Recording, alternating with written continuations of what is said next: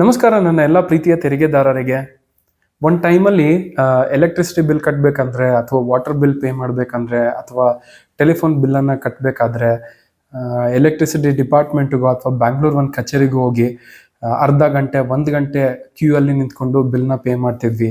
ಆದರೆ ಈಗ UPI payment ಫೆಸಿಲಿಟಿನ introduce ಮಾಡಿದ್ಮೇಲೆ ಎಲ್ಲ ಪೇಮೆಂಟು ಎಷ್ಟು ಕ್ವಿಕ್ಕಾಗಿ ಆಗುತ್ತೆ, ಹಾಗೆ ಅಲ್ಲಿರುವಂಥ ಅಡ್ವಾನ್ಸ್ಡ್ ಫೀಚರ್ಸ್ಗಳಿಂದ ನಮಗೆ ರಿಮೈಂಡರ್ಸ್ ಕೂಡ ಬರುತ್ತೆ. ಯಾವುದೇ ಡೆಡ್ಲೈನ್ ಇದ್ರೂ ಕೂಡ ಇಂಥ ಡೇಟ್ ಒಳಗಡೆ ಕಟ್ಟಬೇಕು. ಸೊ ಈ ವಿಚಾರವಾಗಿ ಇನ್ಕಮ್ ಟ್ಯಾಕ್ಸ್ ರಿಟರ್ನ್ ಫೈಲ್ ಮಾಡಬೇಕಾದ್ರೆ ಯಾವ್ಯಾವ ಕಾಂಪ್ಲೈನ್ಸ್ಗಳನ್ನು ನಾವು ಕನ್ಸಿಡರ್ ಮಾಡಬೇಕಾಗತ್ತೆ ಅನ್ನುವಂಥದ್ದು ನಮಗೆ ಇರುವಂತಹ ಕ್ವೆಶ್ಚನ್. ಎಲ್ಲ ಮಾಹಿತಿನ ಕೊಡ್ತೀನಿ, ವಿಡಿಯೋನ ತಪ್ಪದೆ ಕೊನೆವರೆಗೂ ನೋಡಿ. ಇನ್ನೂ ಯಾರೆಲ್ಲ ನನ್ನ ಚಾನಲನ್ನು ಸಬ್ಸ್ಕ್ರೈಬ್ ಮಾಡಿಲ್ಲ, ಪ್ಲೀಸ್ ಸಬ್ಸ್ಕ್ರೈಬ್ ಮಾಡಿ. ಹೀಗೆ ಒಳ್ಳೆ ಇನ್ಫಾರ್ಮೇಷನ್ ಇರೋವಂಥ ವಿಡಿಯೋಗಳನ್ನು ಅಪ್ಲೋಡ್ ಮಾಡ್ತಾ ಇರ್ತೀನಿ. ಹಾಗೆ ನಾನು ಮಾಡುವಂಥ ಎಲ್ಲ ವಿಡಿಯೋಗಳು ಯಾವುದೇ ಕಾರಣಕ್ಕೂ ಮಿಸ್ ಆಗಬಾರ್ದು ಅಂತ ಇದ್ದರೆ ನೀವು ಬೆಲ್ ಐಕನನ್ನು ಪ್ರೆಸ್ ಮಾಡಿ, ನಿಮಗೆ ತಕ್ಷಣ ನೋಟಿಫಿಕೇಶನ್ ಬರುತ್ತೆ. ಹಾಗೆ ವಿಡಿಯೋ ಇಷ್ಟ ಆದರೆ ಲೈಕ್ ಮಾಡಿ, ಕಮೆಂಟ್ ಮಾಡಿ, ಶೇರ್ ಮಾಡಿ. ನೋಡಿ, ಇನ್ಕಮ್ ಟ್ಯಾಕ್ಸ್ ರಿಟರ್ನ್ ಫೈಲ್ ಮಾಡಬೇಕಾದ್ರೆ ನಾವು 3ರಿಂದ 4 ತರಹದ ಟ್ರಾನ್ಸಾಕ್ಷನ್ಗಳನ್ನು ಕನ್ಸಿಡರ್ ಮಾಡಬೇಕಾಗತ್ತೆ. ಒಂದು ಮೊದಲನೇದಾಗಿ ವ್ಯವಹಾರ, ಯಾವುದೇ ತರಹದ ಸ್ಮಾಲ್ ಬಿಸ್ನೆಸ್ ಇರಲಿ, ಮೈಕ್ರೋ ಬಿಸ್ನೆಸ್ ಇರಲಿ, ಮ್ಯಾಕ್ರೋ ಬಿಸ್ನೆಸ್ ಇರಲಿ, ಅಂದರೆ ಲಾರ್ಜ್ ಸ್ಕೇಲಲ್ಲಿ ಎಸ್ಟಾಬ್ಲಿಷ್ಡ್ ಆಗಿರುವಂಥ ಬಿಸ್ನೆಸ್ಗಳಿರಲಿ, UPI ಥ್ರೂ ಪೇಮೆಂಟನ್ನು ಅಕ್ಸೆಪ್ಟ್ ಮಾಡ್ತಿದ್ದಾರೆ ಅಂತ ಅಂದರೆ ಅದು ಬಿಸ್ನೆಸ್ ಟರ್ನ್ ಓವರ್ ಆಗುತ್ತೆ. ಸೊ ಅದಕ್ಕೆ ಸಂಬಂಧವಾಗಿ ನೀವು ಯಾವುದಾದ್ರೂ ಚಾರ್ಟರ್ಡ್ ಅಕೌಂಟೆಂಟ್ ಅಥವಾ ಪ್ರೊಫೆಷನಲ್ಗಳನ್ನು ಕಾಂಟ್ಯಾಕ್ಟ್ ಮಾಡಿದ್ರೆ ನಿಮಗೆ ಯಾವ ರೀತಿ IT ರಿಟರ್ನನ್ನು ಫೈಲ್ ಮಾಡೋದು, ಬಿಸ್ನೆಸ್ ಟರ್ನ್ ಓವರನ್ನು ಯಾವ ರೀತಿ ಕನ್ಸಿಡರ್ ಮಾಡಬೇಕು ಅನ್ನೋದ್ರ ಬಗ್ಗೆ ನಿಮಗೆ ಹೆಚ್ಚಿನ ಮಾಹಿತಿನ ಕೊಡ್ತಾರೆ. ಎರಡನೆಯದಾಗಿ ನೀವೇನಾದರೂ ನಿಮ್ಮ ಪೇರೆಂಟ್ಸ್ಗೋ ಅಥವಾ ನಿಮ್ಮ ಸಿಬ್ಲಿಂಗ್ಸ್ಗೋ ದುಡ್ಡನ್ನು ಕಳಿಸೋದು ಅಥವಾ ಅವರಿಂದ ದುಡ್ಡನ್ನು ತಗೊಳ್ಳೋದು ಮಾಡ್ತಿದ್ರೆ, ಇನ್ ಕೇಸ್ ಅದನ್ನು ನೀವೇನಾದರೂ ಗಿಫ್ಟ್ ಅಂತ ಕನ್ಸಿಡರ್ ಮಾಡಿದ್ರೆ ಇದಕ್ಕೆ ಯಾವುದೇ ತರಹದ ಇನ್ಕಮ್ ಟ್ಯಾಕ್ಸ್ ಕೂಡ ನೀವು ಕಟ್ಟುವಂಥದ್ದು ರಿಕ್ವೈರ್ಮೆಂಟ್ ಇರೋದಿಲ್ಲ.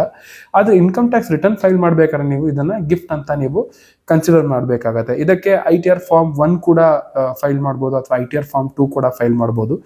ಹಾಗೆ ನೀವು ಯಾರ್ಯಾರು ಅಂದರೆ ನಾನ್ ರಿಲೇಟಿವ್ಸ್ಗಳಿಂದ ಏನಾದರೂ ಗಿಫ್ಟ್ ಅಮೌಂಟನ್ನು 50,000ಗಿಂತ ಜಾಸ್ತಿ ತೊಗೊಳ್ತಾ ಇದ್ದೀರಾ ಅಂತ ಅಂದಾಗ ಅದಕ್ಕೆ ಇನ್ಕಮ್ ಟ್ಯಾಕ್ಸನ್ನು ಕಟ್ಟಬೇಕಾಗತ್ತೆ ನೀವು. ಹಾಗೆ ರಿಲೇಟಿವ್ ಡೆಫಿನಿಷನಲ್ಲಿ ಯಾರೆಲ್ಲ ಕವರ್ ಆಗ್ತಾರೆ ಅನ್ನೋದಕ್ಕೆ ನಾನು ಒಂದು ಸಪ್ರೇಟ್ ವಿಡಿಯೋನ ಮಾಡಿದ್ದೀನಿ. ವಿಡಿಯೋ ಲಿಂಕನ್ನು ಡೆಸ್ಕ್ರಿಪ್ಷನಲ್ಲಿ ಮೆನ್ಷನ್ ಮಾಡಿರ್ತೀನಿ, ನೀವು ಬೇಕಾದರೆ ಆ ವಿಡಿಯೋನ ನೋಡ್ಬೋದು. ಹಾಗೆ ನೀವು ನಾನ್ ರಿಲೇಟಿವ್ಸ್ಗಳಿಂದ ಏನಾದರೂ considerable amount UPI payment through ತಗೊಳ್ಳೋದು ಅಥವಾ ಅವ್ರಿಗೆ ಕೊಡೋದು, ಅಂದರೆ ಇದನ್ನು ಲೋನ್ ಅಂತ ಏನಾದರೂ ನೀವು ಕನ್ಸಿಡರ್ ಮಾಡಿಕೊಂಡ್ರೆ ಇದಕ್ಕೂ ಕೂಡ ಯಾವುದೇ ರೀತಿಯಾದಂಥ ಇನ್ಕಮ್ ಟ್ಯಾಕ್ಸನ್ನು ಕಟ್ಟೋದು ಬೇಕಾಗಿರಲ್ಲ. ಹಾಗೆ ನೀವೇನಾದರೂ ಕಮಿಷನ್ನು ಅಥವಾ ಇಂಟ್ರೆಸ್ಟ್ ಅಥವಾ ಬೇರೆ ಈ ಥರ ಅದರ್ ಸೋರ್ಸಸ್ ಆಫ್ ಇನ್ಕಮನ್ನು ನೀವು UPI ಆಪ್ಷನ್ ಯೂಸ್ ಮಾಡಿಕೊಂಡು ಅಮೌಂಟನ್ನು ತಗೊಳ್ತಾ ಇದ್ರೆ ಈ ಇನ್ಕಮ್ಗೆ ನೀವು ಇನ್ಕಮ್ ಟ್ಯಾಕ್ಸನ್ನು ಕಟ್ಟಬೇಕಾಗತ್ತೆ. ಸೊ ನೀವು ಈ ಥರ ಬೈಫರ್ಕೇಶನ್ ಮಾಡಿಕೊಂಡ್ರೆ ನಿಮಗೆ ಇನ್ಕಮ್ ಟ್ಯಾಕ್ಸ್ ರಿಟರ್ನ್ ಫೈಲ್ ಮಾಡಬೇಕಾದ್ರೆ ಯಾವುದೇ ತರಹದ ಕನ್ಫ್ಯೂಷನ್ಸ್ ಇರಲ್ಲ. ಹಾಗೆ IT ರಿಟರ್ನ್ ಫೈಲ್ ಮಾಡೋಕ್ಕೂ ಈಸಿ ಆಗುತ್ತೆ. ಎಷ್ಟು ನಿಮ್ಮ ಇನ್ಕಮ್ ಬರುತ್ತೆ ಅದ್ರ ಮೇಲೆ ಎಷ್ಟು ಟ್ಯಾಕ್ಸ್ ಕಟ್ಟಬೇಕಾಗತ್ತೆ ಈ ರೀತಿ ಲೆಕ್ಕಾಚಾರ ಮಾಡೋಕ್ಕೂ ಕೂಡ ನಮಗೆ ಈಸಿ ಆಗುತ್ತೆ. ಹಾಗೆ ಇನ್ಕಮ್ ಟ್ಯಾಕ್ಸ್ ರಿಟರ್ನ್ ಫೈಲ್ ಮಾಡಬೇಕಾದ್ರೆ ಸೋಫಾರ್ ನಮಗೆ ಎಷ್ಟು ನಂಬರ್ ಆಫ್ UPI ಟ್ರಾನ್ಸಾಕ್ಷನ್ ಆಗಿದೆ, ಎಷ್ಟು ಟೋಟಲ್ ಅಮೌಂಟನ್ನು ರಿಸೀವ್ ಮಾಡಿದಿರಾ, ಪೇ ಮಾಡಿದಿರಾ, ಇಂಥ ಆಪ್ಷನ್ ನಾವೆಲ್ಲೂ ಕೂಡ ಇನ್ಕಮ್ ಟ್ಯಾಕ್ಸ್ ರಿಟರ್ನಲ್ಲಿ ಇದುವರೆಗೂ ಮೆನ್ಷನ್ ಮಾಡ್ತಾ ಇಲ್ಲ. ಹಾಗೆ ಮ್ಯಾಂಡೇಟರಿ ಫೀಲ್ಡ್ ಕೂಡ ITR ಫಾರ್ಮಲ್ಲಿ ಎಲ್ಲೂ ಇಲ್ಲ.